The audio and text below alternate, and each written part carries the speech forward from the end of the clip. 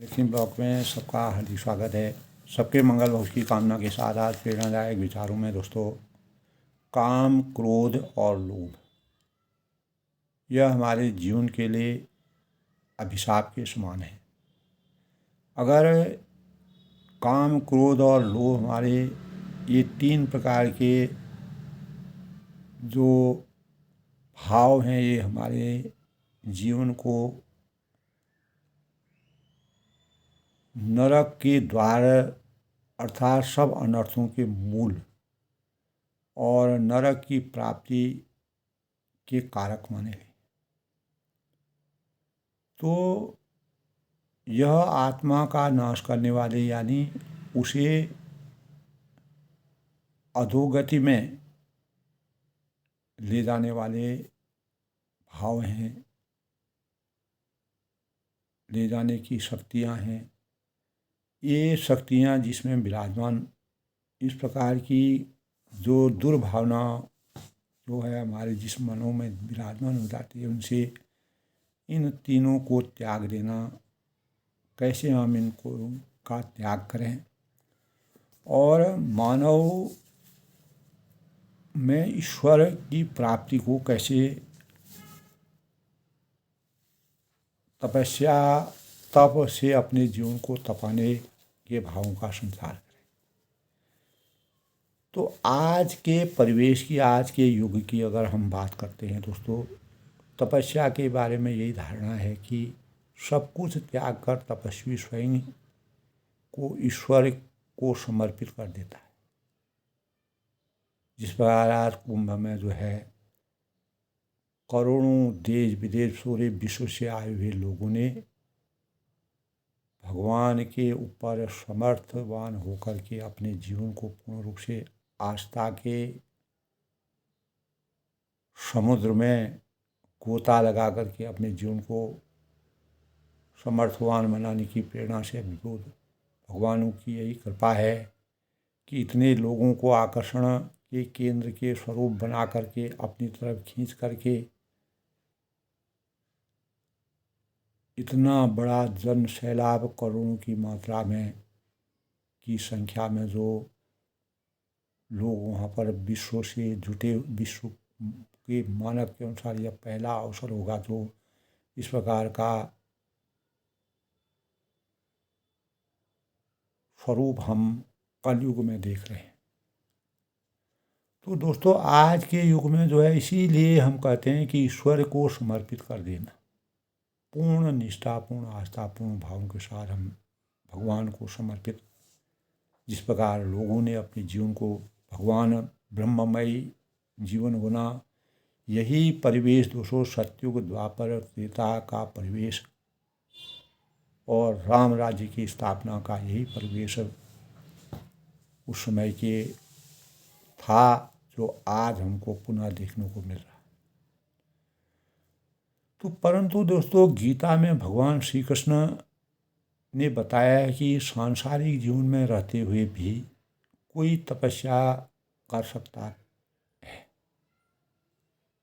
सांसारिक जीवन में तपस्या करना मानव धर्म की सबसे बड़ी पराकाष्ठा है, जिसके अंतर्गत माता पिता भाई बहन पूरे हमारे स्वजनों सहित हम अपने उनकी सेवा शुश्रूषा करते हैं, अपने कर्तव्यों का निर्वहन करते हैं, अपने गुरुजनों का आदर करते हैं, सेवा करते हैं, मृदु भाषी बनना सीखते हैं, कैसे हम कष्टों में, परेशानियों में, दुविधाओं में अपने जीवन की आचार संहिता को आगे बढ़ाते हैं, मानसिक कष्ट और वाणी में किस प्रकार की तप भावना हमारी आती है, मन पर नियंत्रण रखते हुए संतोषी सरल आत्मा संयम पूर्ण एवं शुद्ध जीवन जीना, मन की तपस्या का जागरण करते हैं।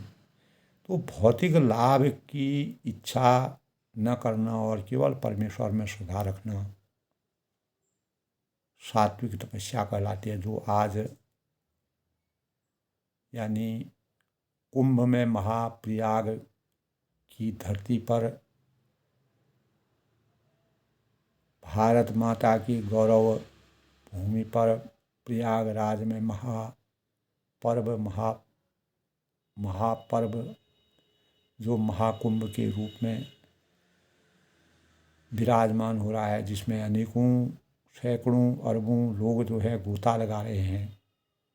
तो यही तो दोस्तों वासना यानी संतोषी, सरल, आत्म संयम और शुद्ध जीवन जीने और मन की तपस्या का सबसे बड़ा स्वरूप है।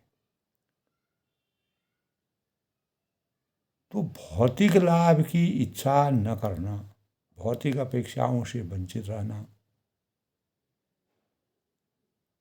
केवल परमेश्वर में श्रद्धा रखना और सात्विक तपस्या यही कहलाती है, जो आज महाकुंभ में पूर्ण रूप से विराजमान है।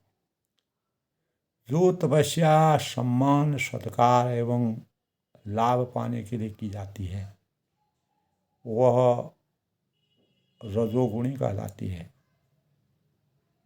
और वह स्थायी नहीं होती है। और दूसरों को नष्ट करने का, हानि पहुंचाने के लिए जो तपस्या की जाती है, वह तामसी कहलाती है। जो आज हमने प्रताप भानु और कपट मुनि ने किस प्रकार के प्रताप भानु को ब्राह्मणों के श्राप से उसको तामसी जीवन का श्राप दे करके उसके जीवन के लिए अनेक प्रकार के दुष्परिणामों का शिकार बनाया, तब आकाशवाणी होती है। तो यहीं से दोस्तों अगर हम एक एक शब्द से रामचरितमानस से यही हमको आज के प्रसंग में भी यही मिलता है कि दोस्तों भगवान जो है अंत में जो है सत्य की विजय होती है, असत्य की हार होती है। तो आकाशवाणी के परिणाम स्वरूप ब्राह्मणों को भगवान ने चेतावनी दी कि तुमने जो ये श्राप दिया है, ये श्राप जो है राजा का, इसमें कोई दोष नहीं है। राजा को अनेक प्रकार से कपटी मुनि ने जिस प्रकार से अपने आघोष में लेकर के उनकी चेतना को भ्रमित किया, उनके स्वरूप को समाप्त किया और उनके आचरण को, उनकी मर्यादा को डुबाने का प्रयास किया, प्रतिशोध का बदला लेने के लिए। तो कुछ लोग दंभ और अहंकार वश शास्त्र के विरुद्ध कठोर व्रत करते हैं, जिस प्रकार कपटी राजा ने किया था। तारकेतु नाम का जो राक्षस, जिसने इस प्रकार के छल प्रपंच की। तो ऐसे लोग शरीर के भौतिक तत्वों को तथा शरीर के अंदर स्थित परमात्मा को कष्ट पहुंचाते। जिस प्रकार मर्यादा पुरुषोत्तम भगवान राम जी को कष्ट पहुंचाने के लिए रावण के रूप में अवतीर्ण होते हैं। और इस बारे में श्री कृष्ण भगवान ने कहा कि भोजन का त्याग या शरीर का आस्थाओं का त्याग तामसी तपस्या का उदाहरण है। इसीलिए मनुष्य को अपने शरीर में आस्थाओं से उचित प्रकार से पूर्ति करते हुए अपना जीवन जीना चाहिए।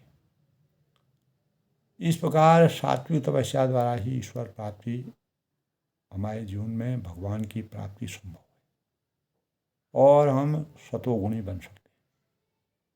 और संसार में केवल मनुष्य ही केवल एक ऐसा विवेकी होता है ताकि वह अपने विवेक द्वारा मुक्ति का द्वार तक पहुंच सके, परंतु ज़्यादातर मनुष्य अपनी इच्छा पूर्ति के लिए, तृप्ति के लिए तामसी तपस्या में लीन रहते हैं और हर समय उसी पर अपनी नज़र बनाए रखते हैं, भौतिक आस्थाओं, भौतिक अपेक्षाओं से जुड़े रहते हैं।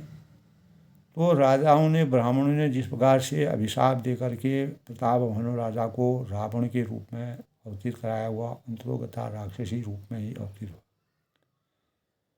ईश्वर की समस्त यानी जो हर समय उसकी परमात्मा के अनुसार अगला जन्म व मोक्ष उपलब्ध करने की चाहत रखता है, इसलिए हर मनुष्य अपने विवेक तथा तपस्या करते हुए मोक्ष का प्रयास करना आज जैसे कुंभ में, महाकुंभ के 144 साल बाद महाकुंभ का आयोजन प्रयागराज में हो रहा है। तो हर एक मानव के अंतःकरण में अपने परमात्मा के प्रति अपने भावों श्रद्धाओं का जागरण करना है। कल्पवास हो रहा है, अनेक लोग लंबी तपस्या में रात दिन जुटे हुए हैं, परमात्मा में सब लीन हुए हैं। अर्थ धर्म काम मोक्ष की पराकाष्ठा के लिए मानव जीवन पूर्ण रूप से संतप्त है। तो तपस्या करते हुए मोक्ष का प्रवास करना जो मानव जीवन का परम उद्देश्य आज महाकुंभ में बना हुआ है। तो इसी के परिणाम स्वरूप दोस्तों हमें अपने जीवन में काम, क्रोध और लोभ, इन 3 प्रकार के नरक के द्वार अर्थात सब अनर्थों के मूल और नरक की प्राप्ति हेतु ये जब जन्म लेते हैं तो यह आत्मा का नाश करने वाले यानी हमें अधोगति में ले जाने वाले होते हैं। इनसे इन तीनों को त्याग देना हमारे जीवन के लिए सबसे बड़ा स्वरूप है। नीच गति के दोस्तों 2 भेद होते हैं। जो लोग आत्मपतन के कारणभूत काम, क्रोध, लोभ रूपी इस विविध नरक द्वार में निवास करते हुए आसुरी, राक्षसी और मोहिनी संपत्ति की पूंजी एकत्र करते हैं, धन इकट्ठा करते हैं, अनेक संपदा जोड़ते हैं। तो भगवद गीता के अनुसार काम, क्रोध और लोभ के सिद्धांतों के अनुसार उनकी गति की प्रधानता के 2 भेद बताए गए हैं। बार बार त्रियक आदि आसुरी योनियों को जन्म लेना और उनसे भी अधम भूत प्रेत पिशाचादि गतियों को या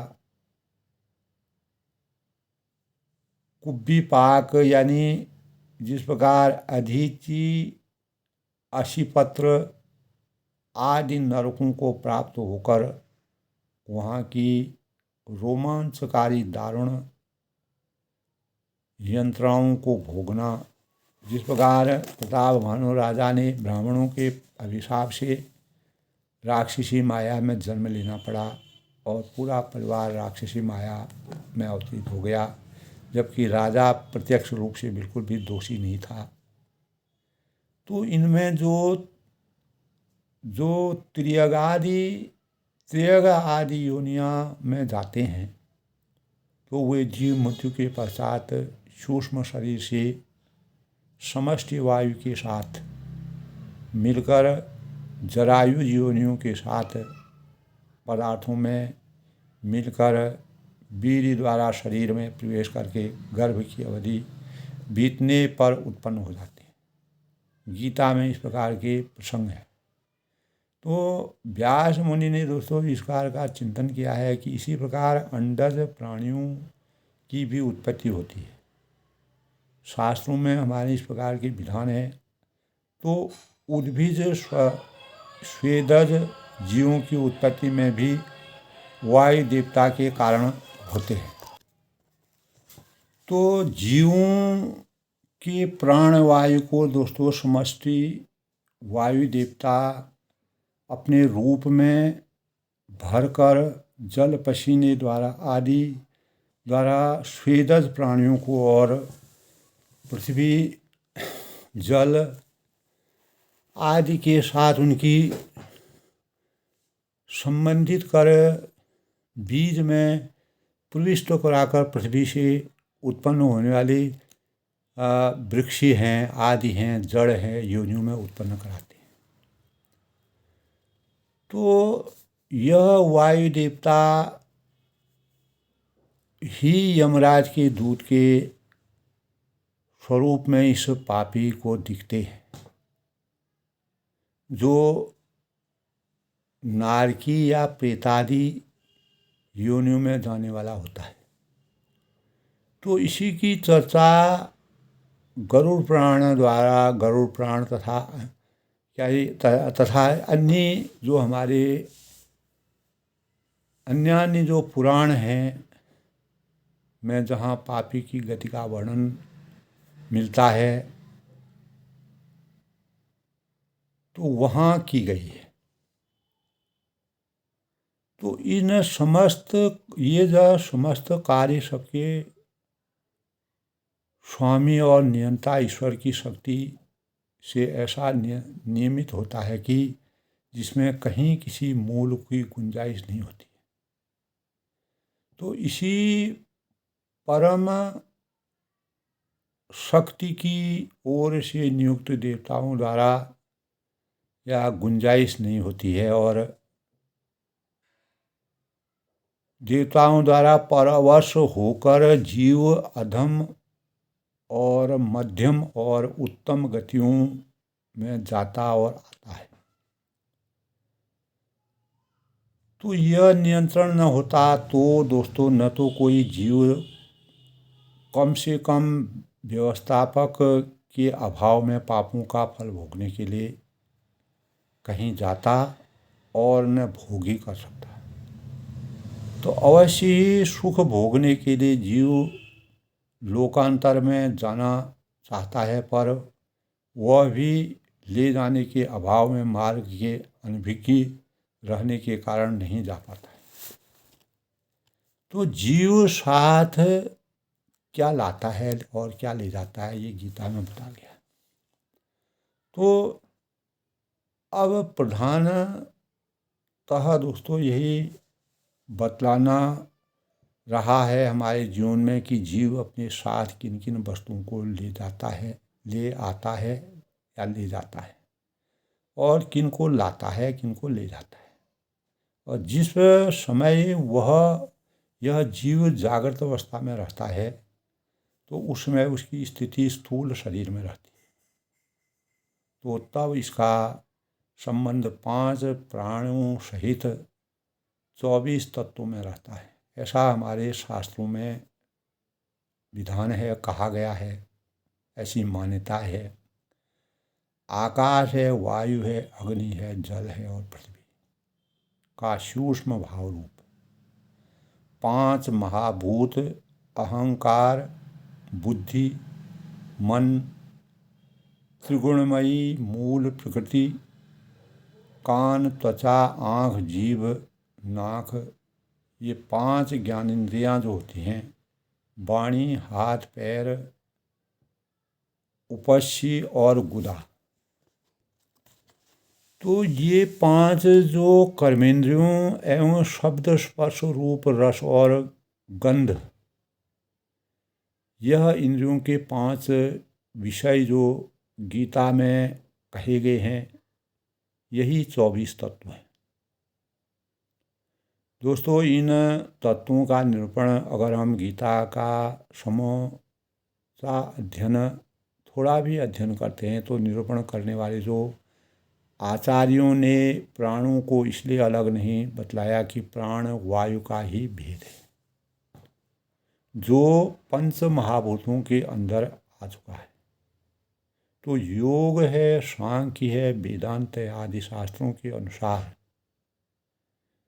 प्रधानतः तत्व 24 ही माने गए और प्राणवायु के अलग मानने की जो आवश्यकता भी नहीं है। भेद बताने के लिए ही प्राण, अपान, समान, व्यान, उदान नामक वायु के 5 रूप माने गए हैं। तो जब हम स्वप्नावस्था में जीव की स्थिति सूक्ष्म शरीर में रहती है और सूक्ष्म शरीर में 17 तत्व माने गए हैं गीता के अनुसार। 5 प्राण, 5 ज्ञानेंद्रियाँ, उनके कारण रूप 5 सूक्ष्म तन मात्राएं तथा मन और बुद्धि। तो यह 17 तत्व हैं दोस्तों। अगर हम इनका सूक्ष्म रूप से अध्ययन करें तो कोई न कोई आचार्य 5 सूक्ष्म तन मात्राओं की जगह 5 कर्मेंद्रियाँ का अध्ययन करते हैं। पंच तन्मात्राओं को लेने वाले कर्मेंद्रियों को ज्ञानेंद्रियों के अंतर्गत मानते हैं और 5 कर्मेंद्रियां मानने वाले पंच तन्मात्राओं को उनके कार्य रूप ज्ञानेंद्रियों के अंतर्गत मान लेते हैं। तो किसी तरह भी माने अधिकांश यानी मनुष्यों के तत्व यानी जो तत्व हैं वह 17 ही बतलाए गए। कहीं इनका ही कुछ निरंतर अगर विस्तार और कहीं कुछ संकोच कर दिया गया है, विस्तार किया गया है, कहीं इनका संकोच किया गया है। तो ये सूक्ष्म शरीर में के अंतर्गत 3 कोश माने गए, प्राणमय, मनोमय और विज्ञानमय। तो सब 5 कोश हैं, जिनमें स्थूल है, देह, तो अन्नमय कोश है। यह 5 भौतिक शरीर, 5 भूतों का भंडार है। तो इसके अंदर के सूक्ष्म शरीर में पहला प्राणायाम कोश है, जिनमें पंच प्राण है, और उसके अंदर मनोमय कोश है, इनमें मन और इंद्रियां हैं। तो इसके अंदर दोस्तों विज्ञानमय या बुद्धि रूपी जो हम कोश होता है, उसमें बुद्धि और पंच ज्ञानेंद्रियां शामिल होती हैं। यही 17 तत्व हैं। और स्वप्न में इस सूक्ष्म रूप का अभिमानी जीव ही पूर्व काल में देखे सुने पदार्थों को अपने अंदर सूक्ष्म रूप में देखता है। तो जब इसकी स्थिति कारण शरीर में होती है, तब अव्याकृत माया प्रकृति रूप एक तत्व से इसका संबंध रहता है। तो इस समय सभी तत्व इस कारण रूप प्रकृति में लय हो जाते हैं। तो इसी के उस जीव को किसी बात का ज्ञान नहीं रहता।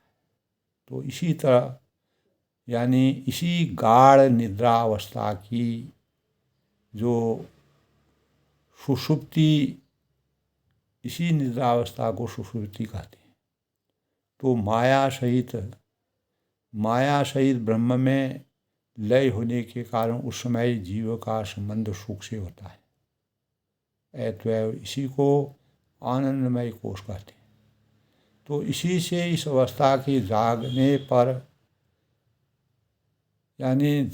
पर यह कहता है कि इसी कहता है कि बहुत सुख में सोया उसे और किसी बात का ज्ञान नहीं रहता है।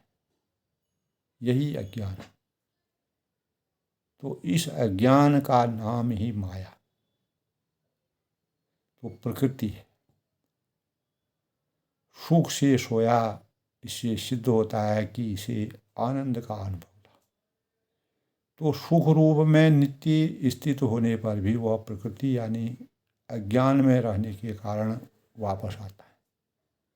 तो घट में जल भरकर उसका सुख अच्छी तरह बंद करके उसे अनंत जल के समुद्र में छोड़ दिया गया और फिर वापस निकाला, तब वह घड़े के अंदर का जल ज्यों का त्यों रहा। घड़ा न होता तो वह जल समुद्र के अनंत जल में मिलकर एक हो जाता। तो इसी प्रकार अज्ञान में रहने के कारण सुख रूप ब्रह्म में स्थित होने पर भी जीव को ज्यों का त्यों लौट आना पड़ता है। अस्तु 24 तत्वों के स्थूल शरीर में से निकलकर जब यह जीव बाहर जाता है, तो तब स्थूल देह तो नहीं रह जाता है। तो प्राणमय कोश वाला 17 तत्वों का सूक्ष्म शरीर इसमें से निकलकर अन्य शरीर में जाता है। भगवान ने कहा है कि ममे वांशो जीवलोके जीव भूत सनातन मनस्था इंद्रियाणि प्रकृतियानि कर्षति शरीरं यद वाप्नोति पंचा आत्युकामित्वसर गृहीत्वे तानि संयाति वायुर्गंध अनिवास्याति वायुर्गंधर निवास्याति। इस देह में का शब्दार्थ है दोस्तों ममे वासाओं जीवलोके जीवभूत सनातन। इस देह में इस जीवात्मा मेरा ही सनातन अंश है और यही इन त्रिगुणमयी माया में स्थित पांचों इंद्रियों को आकर्षित करता है। तो जैसे गंध के स्थान से वायु मनष्ठिनानि इंद्राणि, गंध के स्थान से वायु गंध को ग्रहण करने ले जाता है, वैसे ही देहादि का स्वामी जीवात्मा भी जिस पहले शरीर को त्यागता है उसमें मन सहित इन इंद्रियों को ग्रहण करके फिर जिस शरीर को प्राप्त होता है उसमें जाता है। तो प्राणवायु ही इसका शरीर है दोस्तों। उसके साथ प्रधानता के 5 ज्ञानेंद्रियां और 6ठा मन अंतःकरण यानी 6ठा मन जाता है, इसको अंतःकरण कहते हैं। इसी का विस्तार 17 तत्व माना गए हैं। यही 17 तत्वों का शरीर शुभ या अशुभ कर्मों के संस्कारों के सही जीव के साथ जाता है। तो यहाँ दोस्तों यह शंका हमारे अंतःकरण में रह जाती है कि भगवद गीता के 2 अध्याय के 22वें श्लोक में कहा गया है वासांसि जीर्णानि यथा विहायो नवानि गृह्णाति नरो प्राणी तथा शरीराणि विहाय जीर्णान्यन्यानि संयाति नवानि देहि। यानी जैसे मनुष्य पुराने वस्तुओं को त्याग कर दूसरे नवीन वस्तुओं को ग्रहण करता है, वैसे ही जीवात्मा पुराने शरीर को त्याग कर दूसरे नए शरीर को प्राप्त करता है। तो इसका यदि यह अर्थ समझा जाए, इसका गूढ़ रहस्य समझा जाए, तो इस शरीर से वियोग होते ही जीव उसी क्षण दूसरे शरीर में प्रवेश कर जाता है। तो इससे दूसरा शरीर पहले से तैयार होना चाहिए और जब दूसरा तैयार ही है तब कहीं आने जाने या स्वर्ग नरक आदि भोगने की बात कैसे सिद्ध होती है, इसको हम सिद्ध नहीं कर पाते हैं, क्योंकि गीता में यही कहा गया है। तथा गीता स्वयं 3 गतियां निर्देश कर जाना स्वीकार करती है जिसमें परस्पर विरोध आता है। इसका क्या समाधान है? तो इसका समाधान यह है कि दोस्तों शंका ही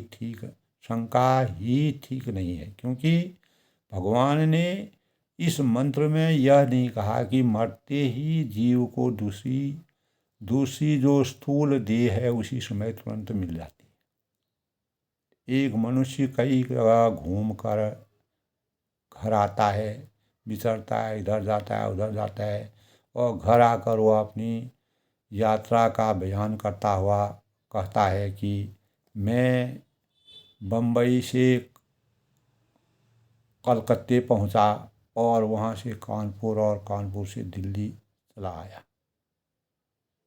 तो इस कथन से यह अर्थ निकलता है कि वह बम्बई छोड़ते ही कलकत्ता में प्रवेश कर गया था और कानपुर से दिल्ली उसी दम आ गया। तो रास्ते का वर्णन स्पष्ट न होने पर भी उसके अंदर में, उसके भीतर में ही है ही कि इसी प्रकार जीव का भी देव परिवर्तन के लिए लोकांतरों में जाना समझना चाहिए। तो यही रही नई देह मिलने की बात ने जीवन की कल्पना करना तो देर तो अवश्य मिलती है, यह निश्चित है, परंतु वह स्थूल नहीं होती है। समष्टि वायु के साथ सूक्ष्म शरीर मिलकर एक वायुमय देह बन जाती है। तो जो लोग दोस्तों अपने जीवन में ऊर्ध्वगामियों का प्रकाशमय यानी तेजस, नरकगामियों का तमोगुण, प्रेत, पिशाच आदि का होता है, यह सूक्ष्म होने के से हम लोगों को स्थूल दृष्टि से दिखता नहीं है। इसीलिए यह शंका निरर्थक है। सूक्ष्म देह का जाना आना कर्म बंधन व छूटने पर ही करता है। तो प्रलय में भी दोस्तों सूक्ष्म शरीर रहता है। प्रलय काल में भी जीवों के एक 17 तत्वों के शरीर ब्रह्म की समष्टि सूक्ष्म शरीर में अपने अपने संचित कर्म संस्कारों सहित विश्राम करते हैं और सृष्टि के आदि में उसी के द्वारा पुनः उनकी रचना हो जाती है। तो इस प्रकार दोस्तों हमारे जीवन में यानी सकाश से प्रकृति की चराचर सहित हम जगत की रचना होती है।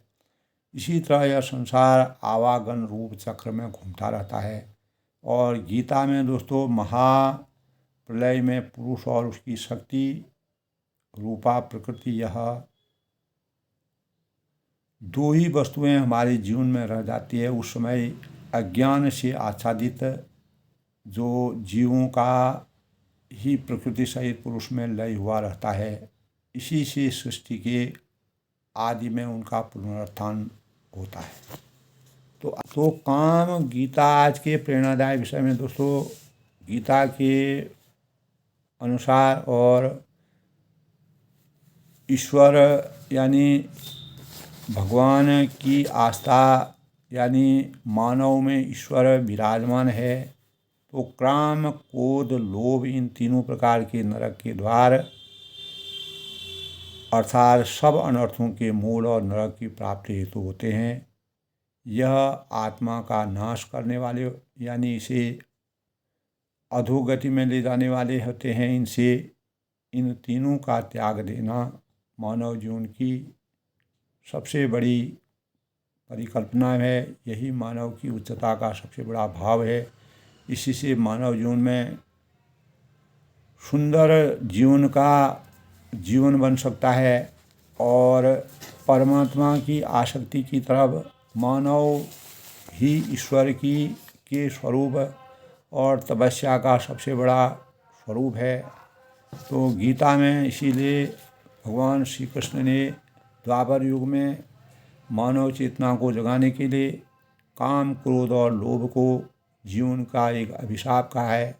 इसको अगर वरदान के रूप में अपने जीवन को अगर हमको परिवर्तित करना है तो इस अधोगति में ले जाने वाली शक्तियों से हमें अपने को अलग रहना पड़ेगा, अपने इनको त्यागना पड़ेगा और तीनों को त्याग देना ही हमारे जीवन की सरलता और सुगम जीवन की परिकल्पना है। आज के प्रेरणादायक विषय में आनंद लेखनी ब्लॉग में सबका हार्दिक स्वागत है। सबके मंगल भविष्य की कामना के साथ इसी प्रकार दोस्तों कल किसी दूसरे विचारों के साथ मैं प्रस्तुत होऊंगा। तब तक के लिए मैं सबका धन्यवाद और सबके मंगल भविष्य की कामना करता हूँ।